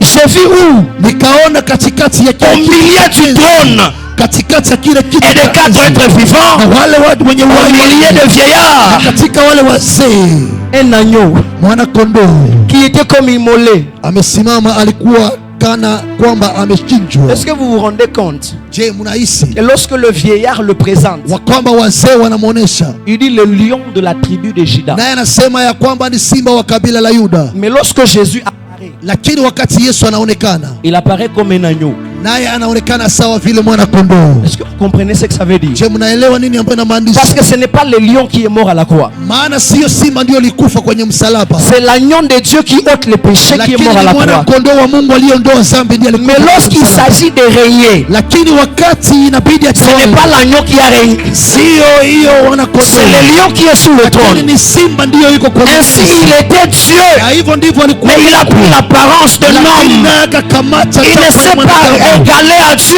naye Il hakujipingisha, s'est humilié lakini en alishuka, devenant obéissant. alikuwa Obéissant jusqu'à la mort. hadi kwenye Et la mort de la croix. kifo ya C'est pourquoi msalaba. Kwa maana Dieu Mungu a naye souverainement aliinua juu élevé et lui a donné un nom ya jina qui est au-dessus de tout le nom, afin qu'au nom de Jésus, la Yesu tous genoux fléchissent ilikunjwe dans les cieux, sous la terre, chini ya sous la terre, et que toute langue confesse que Jésus-Christ Yesu est Kristo Seigneur, yeye ni à la Bwana gloire de Dieu le Père. Tu me dis un amen fort, tena mzuri que son sana, héritage te soit pia rendu. tena mzuri sana. Jésus Yesu nous a donné accès à l'esprit d'adoption. naye alitupatia access kwa hiyo esprit d'adoption, Ainsi le Saint-Esprit Na hivyo roho ya Bwana vient confirmer iko inakuja kuhakikisha nous sommes bel et bien enfants de Dieu. kwamba tuko watoto wa Mungu. C'est pourquoi j'ai fini par Romains dit, Ndio kwa maana nilifikia na kusema kitabu cha Rumi, l'esprit roho témoigne à votre esprit roho inashuhudia kwa roho zenu que vous êtes enfants ya kwamba mko watoto wa Mungu. Le Saint-Esprit, Roho Mtakatifu c'est la définition de toute la vie chrétienne. ni kila kitu ndani ya maisha ya Kikristo. Si vous le mettez à côté, Mkitia pembeni, vous tracez votre chemin vers la mort. nanyi mnaweka njia zenu kwenye Mais kifo. avec lui, Pamoja na yeye nous avons l'assurance de la vie tuko na éternelle. uhakika ndani ya Mungu. Frères et sœurs, vous savez les jours de l'enlèvement, Ndugu zangu, mnajua siku ya kunyakuliwa nous n'aurons pas ces corps ici. hatutakuwa na hizi mili, Nous aurons des corps de gloire. tutakuwa na mili za utukufu. À la son de la trompette de l'archange, Taitalia nous malaika, serons transformés. tutabadilishwa, Nous serons enlevés vers le pont. tutainuliwa juu ya Nous mpenzi verrons wetu. ce Jésus-là Tutamwona huyu Yesu qu'on a cherché dans des montagnes. ambaye wanamtafuta kwenye On le milima, verra face à face. tutamwona kwa macho Nous verrons yetu, ce Jésus-là tutamwona huyu Yesu. qui on a été critiqué. Ah, sisi On nous a tulituziwa, appelé Yuma. walituita On nous a bayuma, appelé des branchés. walituita Nous le verrons face à face. tutamuita, Nous verrons ce Jésus-là tutamwona huyu Yesu pour qui on a passé des nuits ambaye blanches. tulipitisha Pour qui on a sacrifié nos ambao aînés. tulitia Sans s'attendre d'abord aux intérêts. sipo kuangalia Mais intérêt, tout cela lakini hivi vitu sera vyote possible. itakuwa na uwezo Tu auras l'esprit en toi. wakati tutakuwa na roho Parce que ndani ceux-là yako. qui n'auront pas le Na Saint-Esprit wale ambao watakuwa na roho n'entendront pas hawatasikia la sauti ya trompette Mungu, sonner. hawatasikia Ceux-là qui n'ont pas le wale Saint-Esprit ambao wana ne roho seront pas transformés. badilishwa. C'est le Saint-Esprit qui nous transformera Hiyo et qui nous itatupeleka présentera vers le plus. mbele ya huyo Maintenant, si tu Yesu n'as wetu. pas le Saint-Esprit, Kama una roho mtakatifu ce sera comment pour toi? itakuwa je namna kwako? Frères et sœurs, Itakuwa je kwako? si tu ne le savais pas, je t'informe Kama ukujua na kuarifu que le Saint-Esprit, Roho Mtakatifu, my goodness, le Saint-Esprit Roho Mtakatifu, est comme le conseiller du roi, Roho Mtakatifu ni sawa vile mshauri wa mfalme, à qui le roi a laissé son épouse. ambapo mfalme alimwachia Il bibi lui a harusi demandé wake, de prendre soin d'elle akamwambia kwamba mtunze, parce que le roi allait se préparer maana mfalme alienda kujiandaa pour revenir prendre son épouse. ili arudie akamate mpenzi Mais wake. si tu ne fais pas partie de ces gens qui ont le Saint-Esprit, Na kama auwekwe ndani ya Roho Mtakatifu tu ne connaîtras pas le ciel. hautajua Baba. Frères et sœurs, Ndugu zangu, soyez debout, on va prier. msimame tuombe, Soyez debout, on va prier. msimame tuombe, Manque tout, msimame tuombe. mais ne manque pas l'esprit. Kosa vyote lakini usikose Roho Manque Mtakatifu. l'argent, Kosa pesa, mais ne manquez pas le Saint-Esprit. hapana kukosa Roho Mtakatifu. Je ne sais pas comment vous le dire, Sijue namna gani niwaambie, mais moi j'ai eu une expérience avec Dieu lakini mimi nilipata experience. qui a changé toute mon existence. Parce que si vous ne me savez pas, Kwa je naijua suis né dans cette ville, mimi nilizalika mahali hapa, mais pas dans la ville. Je suis né au village, mimi nilizalika vers vijijini, Tiriri de l'autre côté. vijijini Vous connaissez Tiriri? Chiriri, De l'autre côté. nilizalika Chiriri. Là où je ne voyais pas de moto, Sikukuwa naona ni mamoto, de vélo, c'était compliqué. sikukuwa naona kinga, Je ne savais pas mon avenir, ça sera comment. sikukuwa na George yangu Tous mes itakuwa grands namna frères, gani. ils vendent des choses dans le marché de Chabouaki. Ndugu zangu wanauzisha vitu huku Et Chabwaki, moi, dans ma tête, j'avais déjà mis que ma destinée sera comme ça.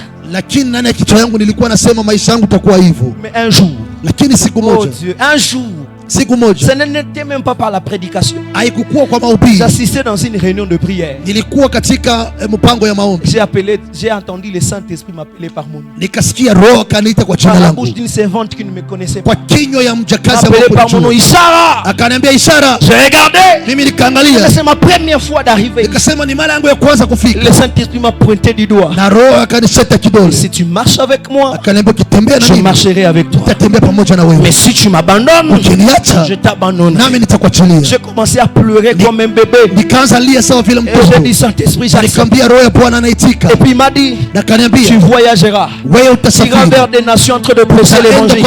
Je me disais, moi, les garçons des Tiriri. mimi mtoto wa Je disais, Chiriri. non. Mimi nikasema hapana. Saint-Esprit, tu dois te tromper de personne. Unapaswa kujitrompe kwa mtu, Mais petit à petit. lakini kidogo. Le jour que j'ai monté un Siku avion, ambao nilipanda ndege, ce n'est pas pour me moquer, mais je suis la seule personne qui est montée dans un avion dans toute ma famille. ili sipendi kujionyesha kama mimi ni mtu ambaye nilipanda Le ndege. jour que je suis monté dans un avion, Wakati nilipanda ndege, j'avais des larmes aux yeux. mimi Je me nilitosha dis, Dieu, machozi. Niliambia donc tu Mungu, peux sortir un garçon de Tiriri utaweza kutosha mtu Chiriri et l'amener à aller prêcher aux autorités à Kinshasa. Grâce à l'Esprit de Dieu, j'ai commencé à marcher avec lui. Et je suis le résultat. Je sais que le Saint-Esprit fait des choses immatérielles. Frères et sœurs, chaque fois quand je me rappelle, je ne me glorifie pas.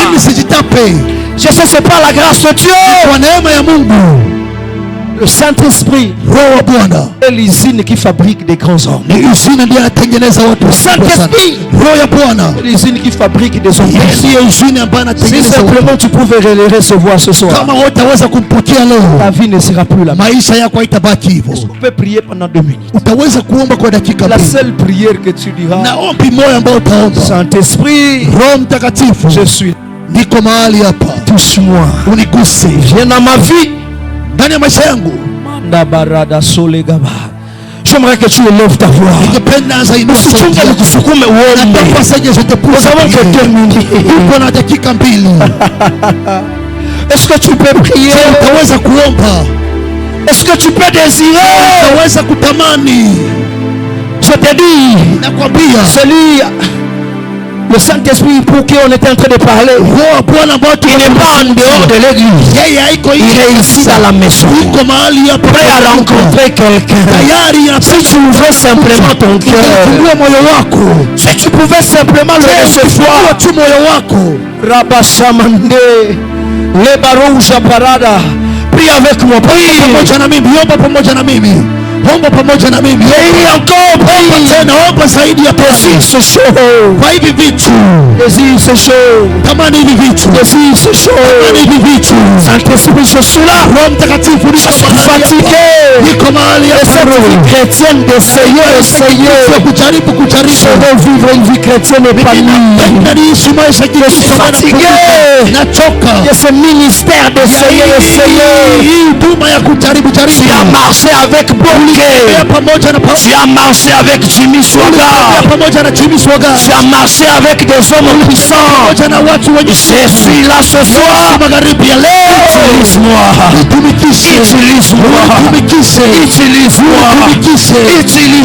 Rabashakata, Rimato, Rabashande, Leoruja Paradiga, Shanda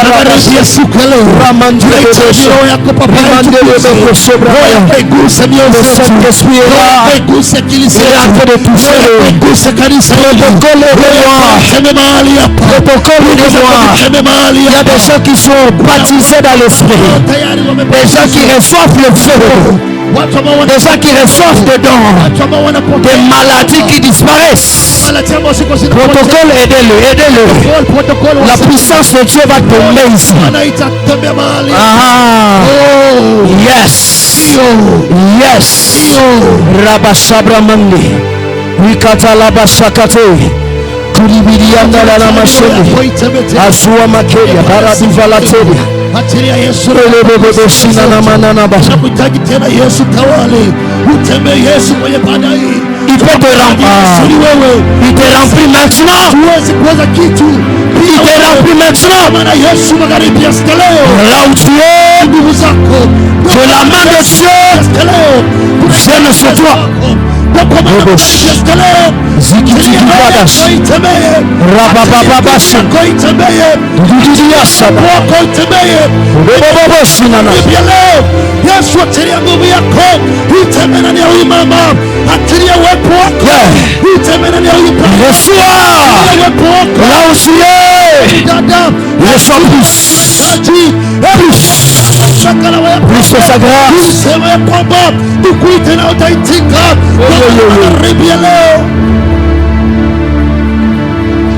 Écoutez, je viens de voir une vision. Je vis un ange de Dieu avec des manteaux. Je vis était à 24. Je demande à Dieu, c'est réservé à qui ces manteaux? Il me dit, il y a 24 personnes ici avec qui je vais marcher dans une gloire extraordinaire. Ainsi je suis venu pour leur donner des manteaux pour la nouvelle saison. Ils sont à 24. Écoutez, là où vous êtes, je ne saurais pas vous toucher, mais la main de Dieu vient sur vous. Si tu fais partie de ces 24 personnes, la puissance de Dieu va te toucher. La puissance de Dieu va te toucher. Ah, sa main n'est pas courte. Ah, je vais juste compter jusqu'à 24. Les sensibles reçoivent. Lève légèrement ta main. Lève légèrement. Oh, guys. Protocole, soyez sensibles. Pour qu'il ne casse pas de chaise. Ça sera fort. Et Brita, ah. J'ai vu la première personne là-bas. Protocole, aidez-le qu'il ne casse pas de chaise. Je compte 1. Je compte 2. 3. 4. 5. 6. 7. 8. 9. 10. 11. 12. 13. 14. 15. 16. 17. 18. 19, 20, sois sensible, 21, 22, 23 et 23. Reçois là où tu es, reçois le feu, reçois la puissance. Ils sont là, ils sont là, ils sont touchés, ils sont remplis, ils sont secoués. Là derrière, ici devant, à droite comme à gauche.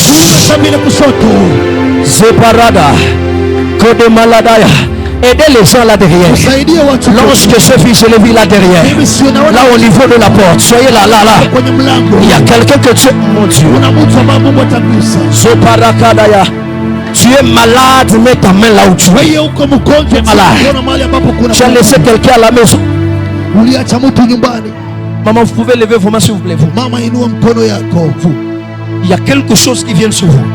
Quelque chose de fort et de puissant qui va changer votre destinée. Fermez juste vos yeux, je n'ai rien à vous donner.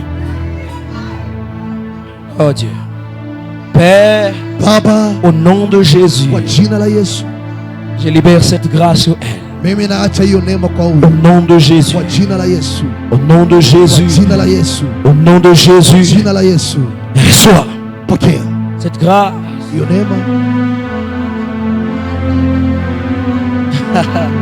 Si tu es malade, mets ta main là où tu es malade. Tu as un membre de ta famille qui est malade. Les miracles sont en train de se passer. Oh Dieu.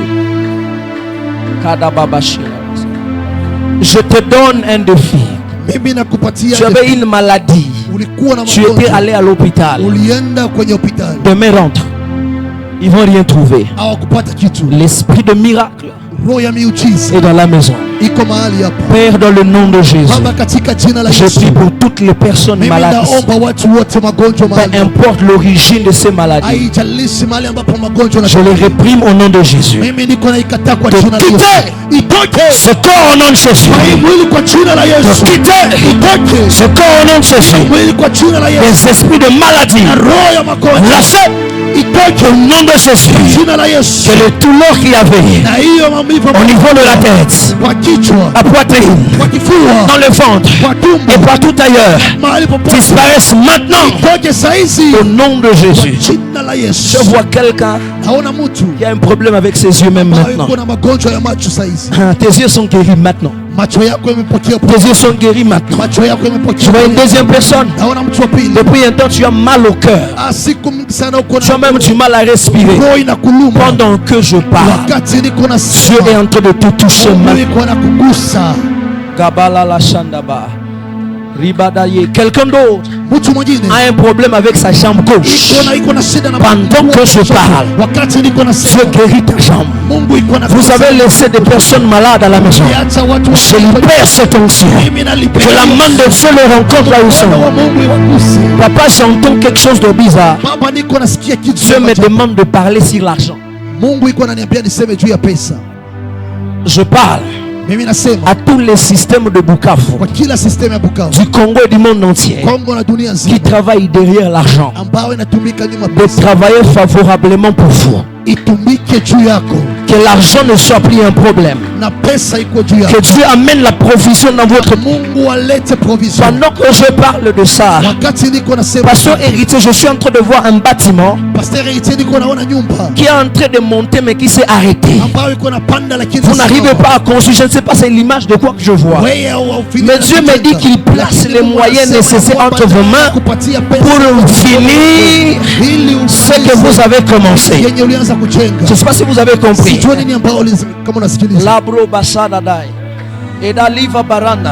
Ainsi Dieu me dit, la promesse qu'il vous avait faite d'être le pasteur des autorités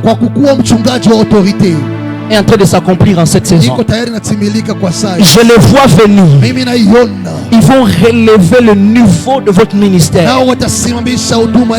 J'ai dit des autorités parce que Dieu a placé sur vous un manteau prophétique très fort pour les orienter. Ainsi me parle le Seigneur. Votre ministère ne mourra pas à Goma. Il y aura une explosion vers les nations. Préparez-vous parce que je vois l'Est Afrique s'ouvrir. J'entends les gens parler anglais autour de vous. Et Dieu me dit les portes de la Tanzanie, de Nairobi sont en train de s'ouvrir pour vous. Je déclare l'ouverture de portes sur chaque personne qui est venue dans ce culte. Au nom de Jésus de Nazareth. Au nom de Jésus de Nazareth. Je déclare sur toi que Dieu ouvre tes portes. Je vois une personne ici. Des choses bizarres poussent sur ton corps. Depuis tu as essayé, tout ça ne marche pas. Je réprime cet esprit. Lâchez au nom de Jésus. Que ta peau revienne à la normale. Papa, j'aimerais donner un message pour cette église. Pendant que vous étiez en train de prier, j'ai vu comme si on a levé le toit. Je voyais une forte pluie pleuvoir. Et bizarrement, sans l'effort d'aucune main, j'ai vu des plantes commencer à pousser et ont dépassé le niveau. Dieu m'a dit, la gloire de la seconde maison sera plus grande que la gloire de la première maison. Ainsi me parle le Seigneur. Ce que vous avez vécu était petit. Ce que vous allez vivre en cette saison, Bukavu sera témoin que Dieu est avec vous.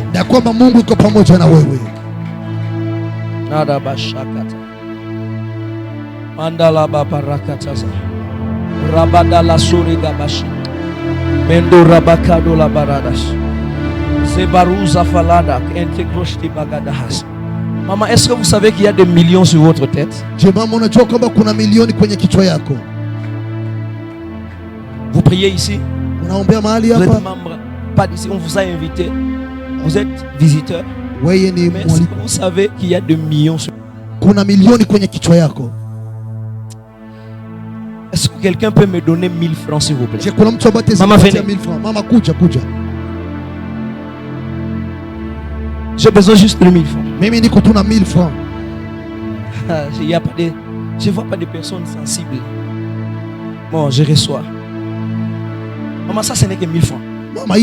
C'est juste un signe que l'argent est en train de venir. Je vais le dire comme je l'ai entendu en anglais. Money is coming. L'argent arrive. Parce que je vous vois jouer un rôle très compliqué. Permettez-moi de dire ce que je suis en train de voir. Mais je vous vois, vous êtes en train de jouer le rôle d'une femme et d'un homme. Na sasa vile mwanaume na mwanamke. Je me dis, il y a des responsabilités que vous avez kuna jukumu ambao nayo que normalement vous ne devez pas voir. ambayo haungepaswa kuwa nayo. Et beaucoup de gens comptent sur vous. Na wengi wanakutumainia. Je suis en train de voir. Niko naona. Vous êtes marié, maman? Umeolewa? Papa est où? Ici à Bukavu.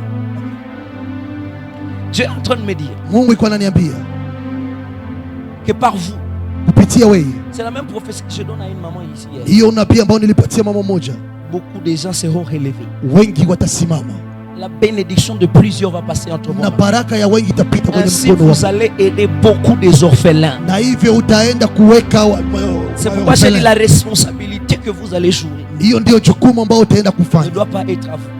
Mais Dieu vous a sélectionné pour ça. lakini Mungu alikuweka juu ya hiyo. Maman, écoutez-moi. Mama nisikilize, Le peu que vous pouvez avoir, kidogo ambao utaweza aidez les kupata, orphelins. saidia Parce que j'ai répété, les millions sont sur vos têtes. maana nimeona milioni zinawekwa kwenye kichwa yako, Et ça va arriver un moment. na vitafika Je wakati. vois un très grand contrat avec le gouvernement d'ici à Naona Bukavu kontra kabambi sana na gouvernement ya Pasuti que vous allez signer. ambao utasigner, Ce contrat va vous amener dans des millions. na hiyo kontra Ce que je dis, ça ne va pas prendre beaucoup d'années ou beaucoup de temps. itakamata wakati. Je ne sais pas vous faites quoi dans la Mimi vie, sijui unafanya nini maishani mwako, mais je vois des millions sur. lakini naona milioni, Je déclare sur quelqu'un. na mimi nadeklare juu ya maisha Est-ce qu'il y a mtu. quelqu'un ici qui s'appelle, si c'est Zawadi ou tu connais Zawadi? Kuna mtu ambaye anaitika Zawadi hapa?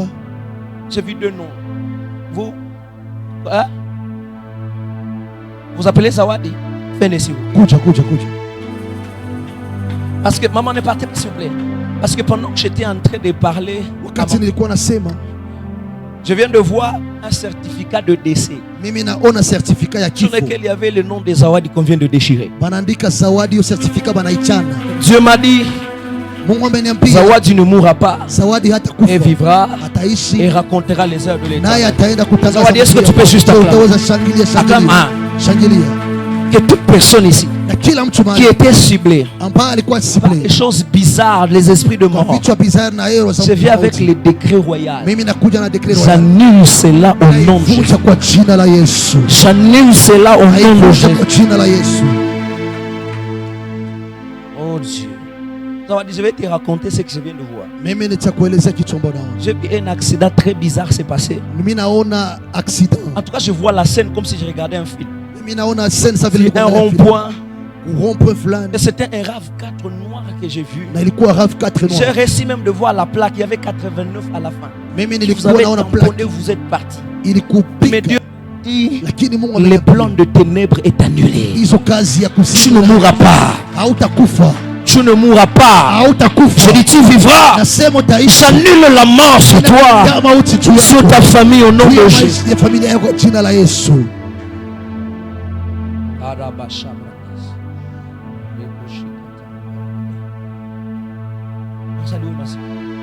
Que le Dieu des cieux vous soit favorable. Na Mungu akubariki. Que ça qu'il a promis qu'il puisse le faire.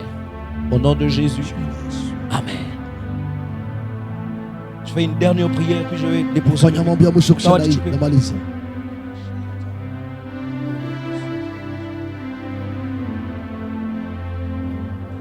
Est-ce qu'un enseignant de ce côté, un enseignant, Kuna mwalimu quelqu'un kwa qui hiyo enseigne ou mtu ambaye qui dit quelque chose qui cadre avec l'enseignement de ce mtu côté. ambaye anafundisha huko, mtu ambaye anafanya kazi ya kufundisha, Venez. kuja. Vous enseignez ou soit On a c'est quoi? Bien. Kuja. J'aime le Saint-Esprit. Frère, ainsi me parle le Seigneur. Hivi Mungu ameniambia Que le manteau qui est sur toi, ya kwamba hiyo koti ambayo inawekwa juu yako c'est pour enseigner des grands. ni kufundisha wakubwa. Vous priez ici, Unaombea hapa, papa, encadrez bien ce frère. baba umtunze mzuri. Je vois un manteau doctoral sur sa vie. Mimi naona koti kubwa sana. Dieu va lui donner la capacité d'expliquer les Écritures Mungu atampatia na qui sera en train de vous étonner vous-même. ambayo itakuwa na kushangaza. Et il va faire la fierté de cette église. Naye atafanya fierté ya hii kanisa. Le signe que Dieu m'a donné, Na alama ambayo Mungu c'est alimweka, qu'il va marcher avec lui puissamment atatembea pamoja na yeye kwa hali ya kinguvu dans des dimensions élevées. Kwa viwango vya juu sana. Dimensions élevées. Kwa viwango vya juu. Des dimensions élevées. Kwa viwango vya juu. Ainsi mon frère, je libère cette grâce sur Na toi. niko na achilia hiyo neema kwa jina la Yesu. Que le Dieu des esprits de prophètes Na Mungu wa roho ya manabii marche aussi avec toi. atembee pamoja na wewe. Frère, je vais te donner un conseil. Acha nikupatie shauri. Je vais parler en parabole si tu vas me comprendre. Mimi nitasema kwa mfano. Tu vois cette personne qui est déjà comment debout ici. Unaona mtu ambaye anaketi mahali hapa. Mais je coupe. Mimi nakata. J'ai tout dit. Mimi nilisema. Nilisema. Ça c'est un frein pour ta destinée, mon frère. Ni frein juu ya destinée yako. Il y a des personnes Kuna qui ne watu sont pas mauvaises. ambao sio wabaya. Mais si tu les rencontres tôt, Lakini ukikutana mbele ils risquent de tuer ta destinée. wataua ujio wako. J'ai tout dit. Mimi nilisema yote. Que Dieu te bénisse. Rudia Mungu akubariki. Papa, vous allez bien? Papa, vous allez bien? Comment Papa, vous appelez, comme s'il vous plaît? Vous appelez Papa? Roland. Roland. Vous priez ici, Papa Roland. Non, Soit vous avez été invité. Ulialikwa. Papa, je vais vous poser une question. Mimi nitakuuliza Si ça swali. ne vous est jamais passé à l'esprit, dites non. Est-ce que vous avez des relations avec les histoires de minéraux ou quoi que ce soit comme ça? Je, una mahusiano na vitu vya mineri? C'est votre petit frère qui fait ça. Maintenant, vous pouvez venir. Kuja baba, kuja.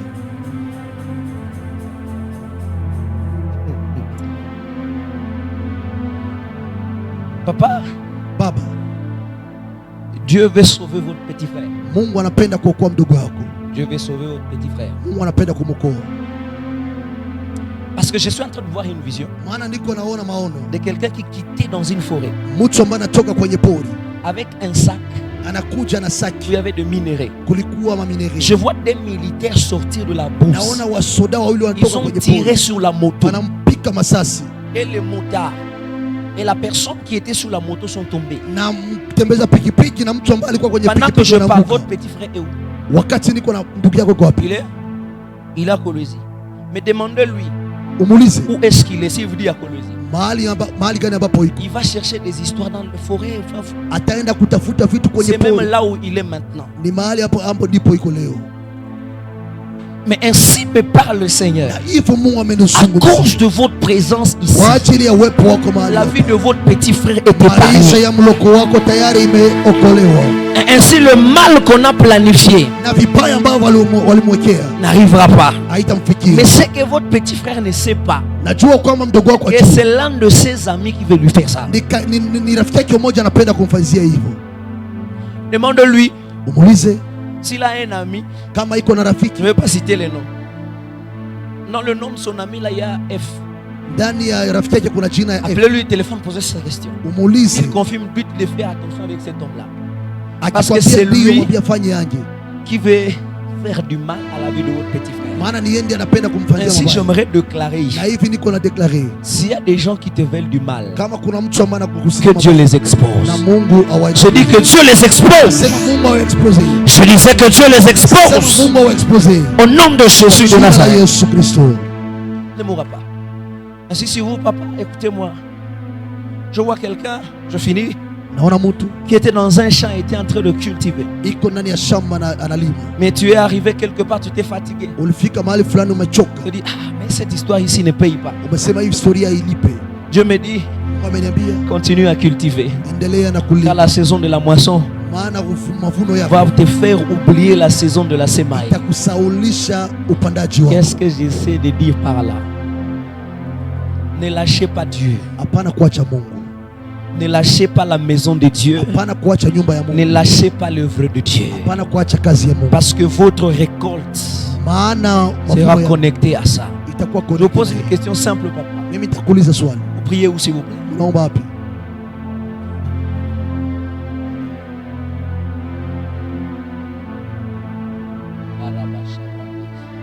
Je vais vous donner un simple conseil. Napata Un swali. simple conseil, vous pouvez Shauri. suivre ça ou ne pas suivre. Uifuate wala usifuate. Cherchez une maison Tafuta nyumba dans laquelle vous allez vous sentir comme un fils. ambapo utajisikia sawa vile mwana, Où vous aurez un père qui peut faire les suivis et vous orienter. utakuwa na baba ambaye Je vais vous atakufuatilia. dire quelque chose qui va vous choquer. Vous pouvez accepter ou refuser. Utaweza kuitika ukataa. Je vois un appel pastoral sur vous. Naona wito ya Papa, kichungaji vous juu yako. pouvez accepter ou refuser. Ça Uitike n'engage que ukataa. vous. Ile ni yako. Je ne vous ai pas dit de croire à ce que j'ai Mimi dit. sikwambie uamini, Mais Dieu me dit lakini Mungu que vous ameniambia avez appelé depuis que vous étiez trop petit. yeye alikuita tangu kwa mtoto mdogo, Et même les gens autour de vous, il y avait des prophéties qui étaient sorties. Si vous n'étiez na pas au courant. watu wengi sana walikuwa na Mais en wito. grandissant, je ne sais pas comment vous êtes partis. Sijue Je namna vois gani ulienda. un appel pastoral sur vous. Naona wito ya kichungaji juu Maintenant, yako. vous pouvez décider d'accepter ou de Sasa refuser. utaweza Cela kuamua n'engage que vous. kuitika Mais je connais le Dieu que je sais. lakini najua Mungu ambaye Il namtuma va vous orienter sur le bon chemin lui-même. naye atakupeleka kwenye njia Ainsi, nzuri. papa, écoutez-moi. Sikiliza, Votre vie et votre destinée maisha est yako attachée à l'œuvre de Dieu. iko atashe kwa kazi Que Dieu vous bénisse. Mungu akubariki, Qu'il vous comble de sa grâce. naye akupa Au nom de Jésus. kwa jina la Yesu. Amen. Amen. Pendant que je voulais déposer le micro, Wakati nipenda kudepose micro, Dieu me dit pourquoi tu as oublié Mungu ameniambia kwa sababu gani ulisahau de dire à cette personne qui est en train de prier pour ses véhicules que je lui donne ça cette semaine. uambie huyu mtu ambaye kwa naomba juu ya gari nimpatie hiyo hii wiki. Il y a quelqu'un ici qui est en train de prier pour un véhicule. Kuna mtu ambaye kwa naomba juu ya gari.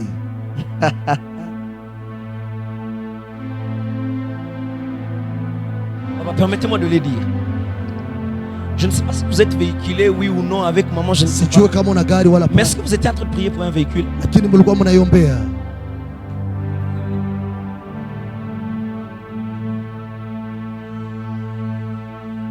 Le seul insigne que je vous donne, ça sera de couleur grise. Alama ambayo anawapatia itakuwa couleur grise. Très bientôt, Sai sai.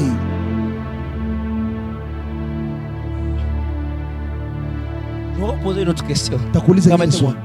Est-ce que ça vous est déjà arrivé Imesha kufikia de vendre un véhicule pour soutenir l'œuvre de Dieu? kuuzisha Ou soit kazi de vendre quelque chose de précieux pour soutenir wala l'œuvre de Dieu? kuuzisha kitu ya samani sana ili upate kustenire kazi ya Mungu. Ce que je suis en train de voir, ce n'est pas... Je ne sais pas qu'est-ce que je vois, mais je crois que ce n'est pas le premier véhicule. Kitu ambacho niko naona si gari ya kwanza. J'ai l'impression qu'il y avait un, mais qui... Je vois un nouveau venir. Naona ingine na mpya nakuja. Je me dis, c'est un signe Ni alama qu'il y a une inauguration kutakuwa de inauguration cet hôtel. ya hii madhabahu. Je sais qu'un véhicule, ce n'est pas grand-chose. Je sais que ce n'est pas grand-chose. Gari haiko kitu Mais kama, c'est juste un signe pour vous. lakini ni alama kwako, Ainsi, si tu demandais quelque chose, na ukilomba kitu que Dieu vous le donne. na Mungu akupatie. Au nom de Kwa Jésus. jina la Yesu.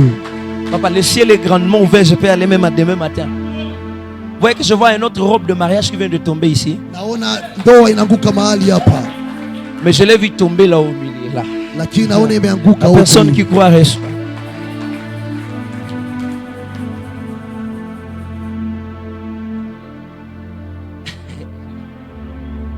J'ai l'impression que même la date a déjà été fixée.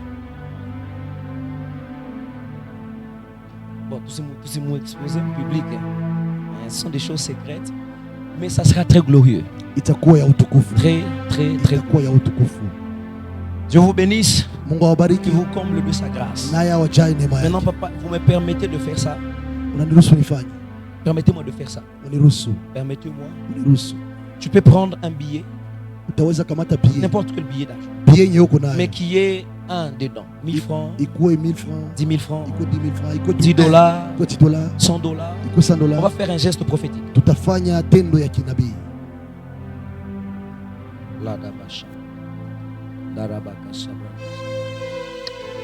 Nous viendrons déposer ça ici sur cet hôtel. Tutakuja kuitia kwenye madhabahu mahali hapa. Mais avant de déposer, Kabla kuitia, mets ça en l'air, je vais déclarer.